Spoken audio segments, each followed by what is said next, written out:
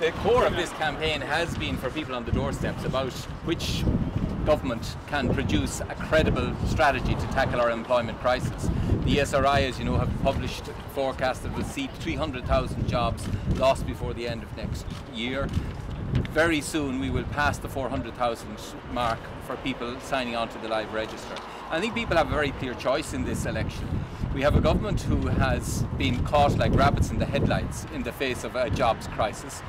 Their strategy has been solely to address the public finances, and everyone knows that you cannot solve a recession by chasing the economy down with tax increases.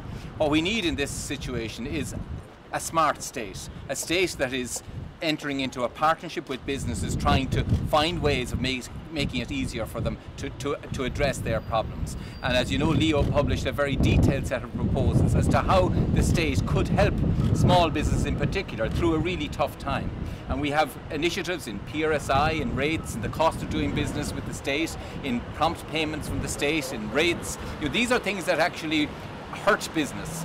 And Leo has done an estimate that it would cost 50,000, a relief of 50,000 if these measures are implemented on average across small business.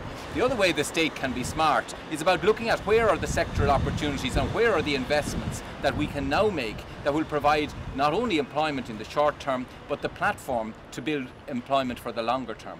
And our proposal, developed by Simon Coveney, of a new era company, a holding company, to invest resources in these critical areas: energy, infrastructures, telecommunications infrastructures, water and waste infrastructures, things that will define us as being cost effective and progressive in creating employment. Those are investments that now, at this present situation, have to be driven by a state, a smart state. So our message is one very much of hope, that the state can play a leadership role in addressing the employment crisis, that we can't solely focus on tax revenues in difficulty. We have to see that bigger picture and adopt a strategy that will make sure that the money we spend is addressed to the core challenge that people are meeting, and that is the loss of employment, the need to protect employment, and the need to create the basis for economic recovery out of this. You're an economist, Richard Bruton. How bad do you think unemployment might get, or might it actually start to improve from here on in if we're seeing the green shoots?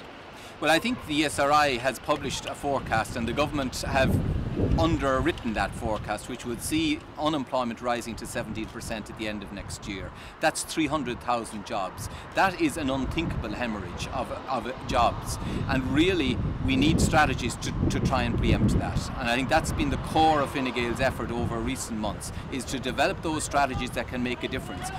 Even though we are in difficult times, money is going to be scarce, you have to box smart, and I think that's what this government haven't been doing.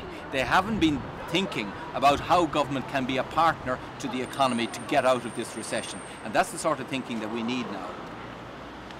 For people who haven't made up their minds yet on the eve of the election, what would you tell those people?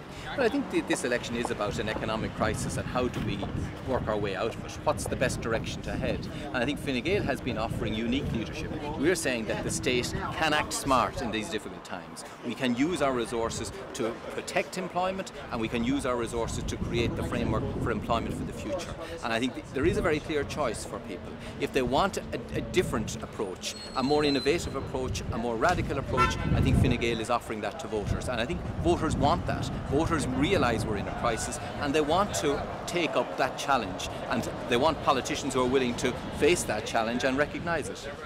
And what are you hopeful will be the outcome on Saturday when the votes are counted? Well, I think Leo there put it in a nutshell. I think we would like to see that an era is dawning where Fianna Fáil is not the dominant party in politics anymore, and you begin to see a real debate about the choices that people face. And I think in that debate Fine Gael will shine through, because we are a party that has been articulating reform, whether it be in health or in employment or in education. We're articulating reform, changing the way we do things to get better outcomes for ordinary people. And of course, you were saying earlier you've had a special interest in Pascal's campaign. You've been looking after his campaign.